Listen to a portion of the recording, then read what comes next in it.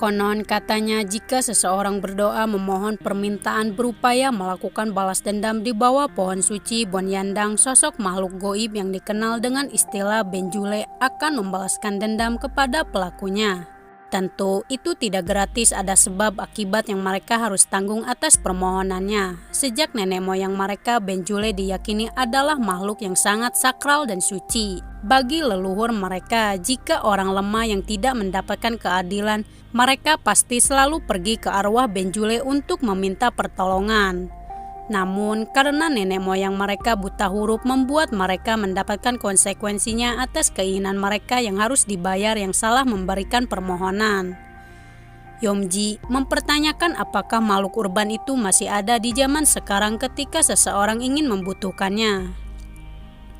Singkatnya, Miho sangat antusiasme lantaran ia mempunyai pengawal yang jauh di atas rata-rata manusia normal pada umumnya yang memiliki kemampuan istimewa yang tidak dimiliki oleh orang-orang. Kemudian Miho memperkenalkan Ban kepada Direktur Jang. Tetapi pertemuan itu nampaknya kurang baik dengan kepribadian Ban sangatlah dingin. Di hari pertama Ban mengawal Miho, ia berperilaku seenaknya tanpa memikirkan jika Miho adalah atasannya. Alih-alih Ban yang mengemudi, ini malah Miho yang harus menyetir dan ia pun beranggapan kalau Ban seperti atasannya. Mau tidak mau Miho harus menerima itu semua demi keselamatannya dari para roh jahat yang sangat menyukai akan jiwa Miho. Semua orang heboh dengan Miho datang menggunakan mobil mewah, membuat jiwa miskin mereka meronta. Ban sangat tidak menyukai jika ia diperintahkan oleh siapapun meskipun itu Miho atasannya. Ia akan bertindak sesukanya tanpa mempedulikan sekitarnya. Kendati demikian menentang keputusan Ban, Miho mau tidak mau ia harus menuruti keinginannya dan sikapnya yang sangat dingin tanpa perasaan demi keselamatannya, meskipun ia sangat tidak suka. Tidak lama, Miho memperkenalkan dirinya kepada seluruh murid. Sayangnya, pertemuan itu kurang berjalan lancar dengan para murid tidak menerima akan kehadiran Miho, sosok pewaris dari Daihan Group. Ditambah, Yomji memilih untuk bolos sekolah secara terang-terangan memantik kekesalan Miho di hari pertama ia mengajar. Yomji punya alasan tertentu mengapa ia bolos sekolah hari ini, lantaran ia harus menemui Suryeon, teman sekelas yang sudah beberapa hari tidak masuk sekolah karena Yomji mengetahui jika Suryeon adalah korban dari kekasihnya sendiri. Dia kerap mendapatkan intimidasi dan pelecehan yang tiada akhir. Sebagai teman, Yomji terus-menerus membujuk Suryeon untuk melaporkan peristiwa kekerasan dalam hubungan kekasih yang menyebabkan trauma bagi korbannya. Hal itu membuatnya harus diam di kamar untuk waktu yang lama demi kebaikannya atas perintah dari Gyeongjun. Suryeon tidak bisa berbuat apa-apa dengan Gyeongjun selalu mengancam akan menyebarkan video dan foto-foto vulgarnya jika Suryeon membangkang ataupun menolak keinginan apapun itu. Lantas Suryeon menyuruh Yomji untuk pergi. Dalam suasana tidak stabil, Yomji sangat khawatir jika Suryeon akan melakukan upaya bundir. Dengan permasalahan yang sangat berat penuh dengan adrenalin. Maka dari itu Yomji menyarankan Suryeon untuk meminta pertolongan kepada pohon suci Bonyandang. Jika dia memohon permohonan untuk balas dendam untuk sang kekasih, sosok Benjule akan datang menuntut balas dendam dengan sangat mengerikan. Tentu itu tidaklah gratis dengan dia harus membayar jasa dari Benjule dan mendapatkan konsekuensinya. Yomji pun kembali ke sekolah untuk meminta bantuan kepada Miho. Diakui ia mengaku salah lantaran bersikap kasar kepada sang guru. Tapi kali ini ia membutuhkan bantuan Miho untuk menyelamatkan Suryeon dari pelaku kekerasan yang terus membelenggu Suryeon selama jangka panjang. Hal itu menjadi sia-sia dengan Miho tidak bisa membantu permasalahan tersebut karena itu ranah luar sekolahan. Ada pihak berwenang yang akan bertanggung jawab atas permasalahan tersebut. Di malam harinya, Suryeon awalnya tidak tertarik akan semua itu, mungkin hanyalah cerita dongeng saja tentang sosok goib Benjule. Setelah dipikir-pikir mungkin ada benarnya cerita urban itu memang ada nyata, namun karena tempat sakral dan suci bagi sebagian orang membuat tempat tersebut sangat langka bagi kaum manusia. Dengan membawa syarat sesajen, Suryeon mulai melakukan ritual pemanggilan sosok Benjule. Semua warga setempat mulai merasakan ada yang janggal dengan suasana pulau tersebut. Ada roh jahat sedang berkeliaran di luar sana untuk mendapatkan jiwa sang dewi penyelamat.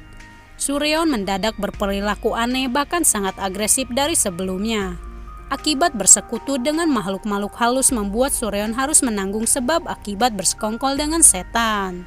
Dirinya mulai kerasukan arwah Benjule, sementara itu Miho bertemu dengan Sijon. Bahwasannya dia adalah anggota keluarga dari Direktur Jiang yang sudah lama tinggal di Italia. Mereka pun saling berbagi cerita tentang kehidupan mereka. Dalam kondisi mabuk, Miho mengungkapkan jika dia tidak disukai oleh manusia, tetapi dia disayangi oleh kaum iblis. Berbeda dengan Sijon bahwa dia selalu dipenuhi kasih sayang oleh setiap orang maupun yang di atas.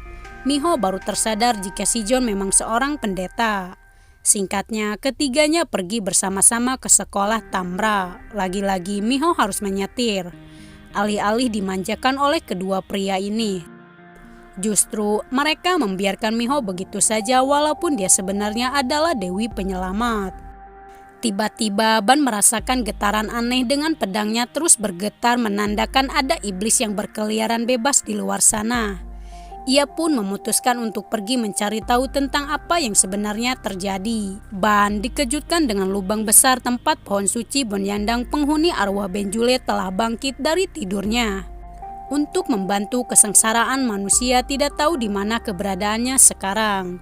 Sijon bersama Miho hampir saja menabrak Yeomji karena kemunculannya sangat merewaskan. Tapi itu semua ia lakukan untuk meminta pertolongan kepada Miho karena tidak ada waktu lagi bagi Suryeon. Akibat ulahnya memperkenalkan sosok Benjule kepada Suryeon, sekarang kondisi Suryeon sudah dirasuki oleh roh jahat yang menguasai tubuhnya. Mendengar hal itu, Sijon langsung bertindak dengan cepat membantu Yeomji. Keduanya mulai memasuki rumah Suryeon, nampak keadaannya sangat kacau. Dengan iman yang kuat, Sijon sangat percaya diri bahwa dia akan melawan para setan. Pada mulanya, Suryeon terlihat baik-baik saja dalam tidurnya. Namun, tingkahnya mulai aneh setelah kerasukan. Sijon mulai melakukan ritual pengusiran setan dengan kemampuan spiritualnya. Roh jahat yang menguasai tubuh Suryeon terlalu kuat sehingga Sijon kalah saing dengan si iblis. Tiba-tiba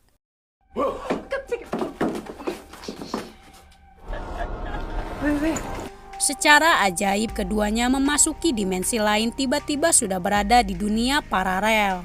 Di waktu yang sama, Ban juga terjebak di dimensi paralel itu, tidak tahu kenapa ia berada di sana.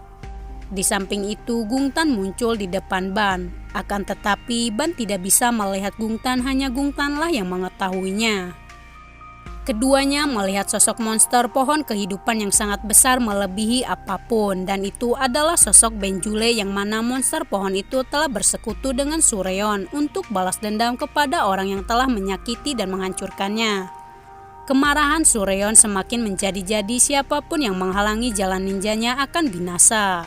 Beruntung, Ban datang menolong Miho, tapi keadaan rumit dengan Ban sangat keras kepala tidak ingin membantu Suryeon yang telah bersekutu dengan iblis. Bahkan Miho menganggap kalau Ban hanyalah seorang pengecut. Tanpa mereka sadari, Sijon kesakitan setengah paeh.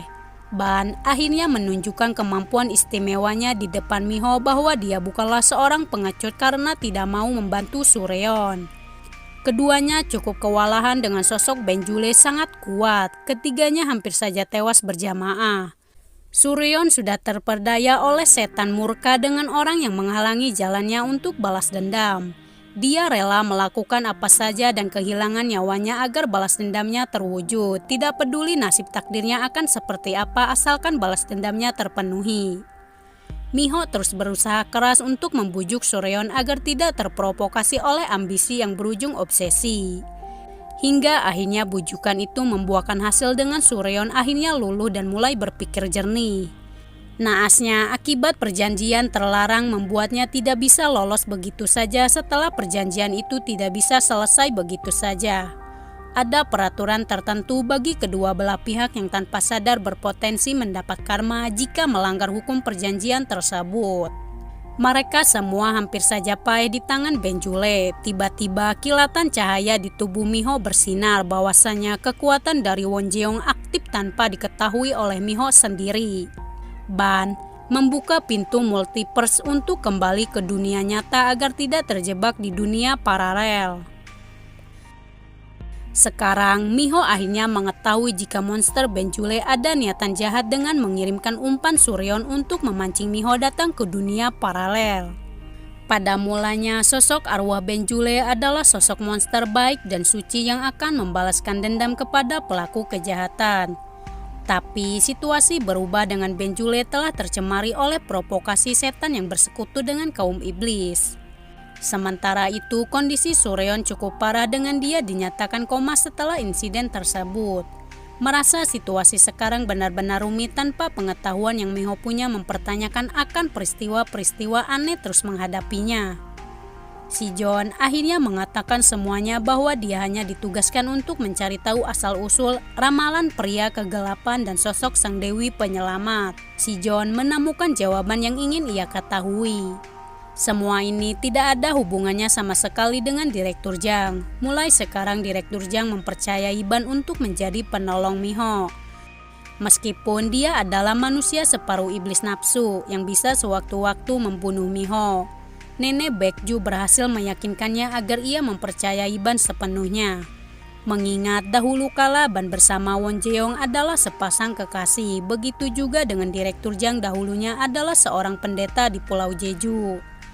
Namun, karena peristiwa mengerikan membuatnya harus kabur demi keselamatannya.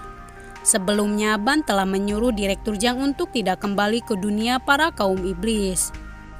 Lantaran manusia tidak bisa membunuh iblis dengan kemampuannya, Nenek Baekju sangat cemas dengan kejadian ini. Seharusnya dewa membinasakan para monster agar di masa datang tidak terulang kembali.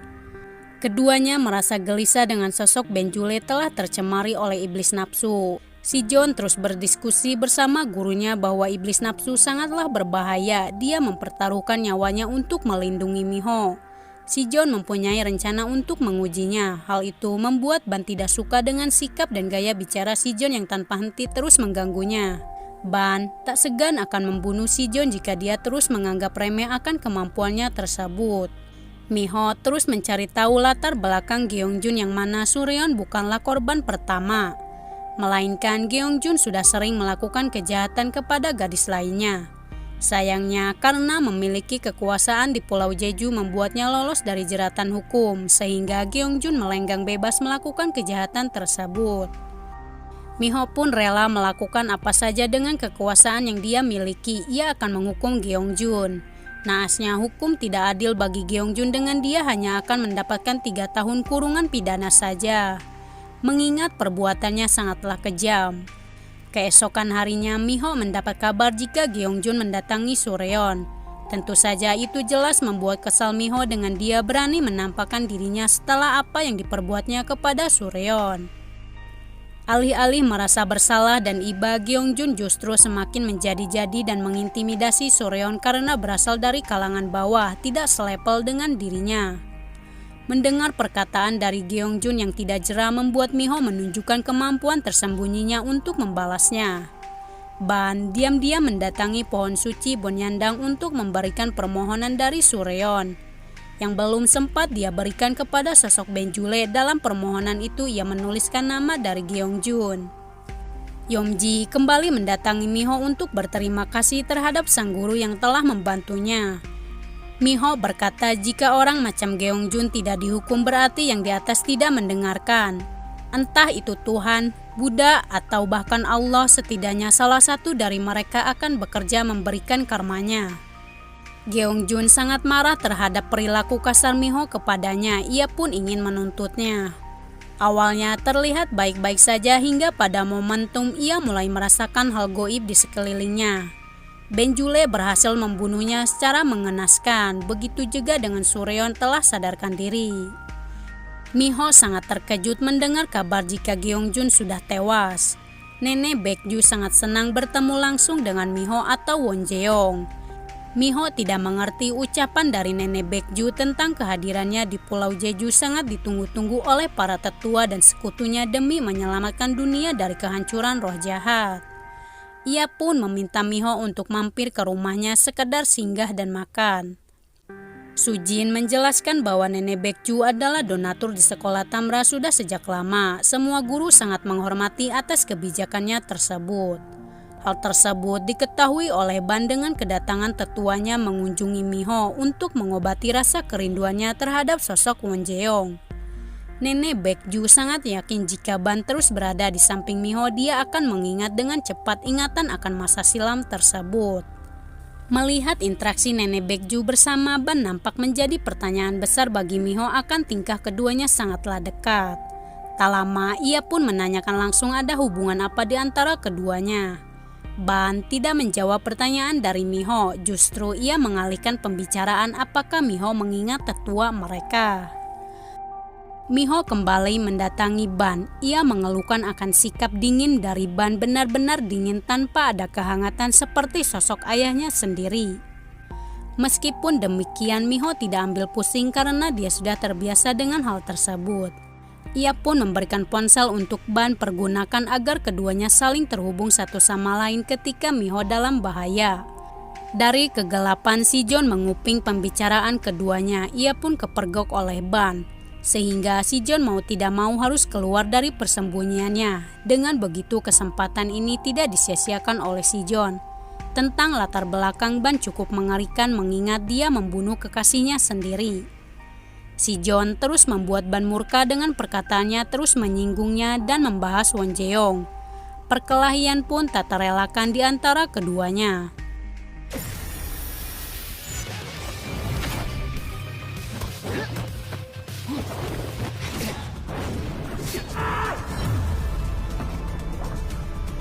Jon harus berjuang keras untuk mengalahkan sosok manusia setengah iblis yang kekuatannya jauh di atas kemampuannya dengan ia seorang manusia. Tapi dengan iman dan spiritualnya, Si Jon berhasil menyegel tubuhnya. Ia pun mulai melakukan ritual pengusiran setan dengan membacakan mantra tertentu. Ban mulai tidak terkendali dengan sosok iblis nafsu menguasai jiwa dan tubuhnya. Ia pun berhasil keluar dari segel tersebut. Sekarang nyawa Si Jon terancam dalam bahaya dengan Ban mulai terprovokasi oleh sosok iblis nafsu. Di samping itu, Miho terus mencari tahu keduanya karena ia ingin makan bersama-sama dengan Ban dan Si Jon. Akan tetapi di luar dugaan, Miho harus melihat Ban sedang mencekik Si Jon. Kini berbalik arah, Ban mengincar Miho karena atas takdirnya itu. Akankah kejadian di masa silam akan terulang kembali dengan Ban tak mampu mengendalikan emosi atas godaan setan nafsu yang sangat menyengsarakan dirinya? Terima kasih buat kalian yang sudah menonton videonya sampai habis. Sampai jumpa di video selanjutnya.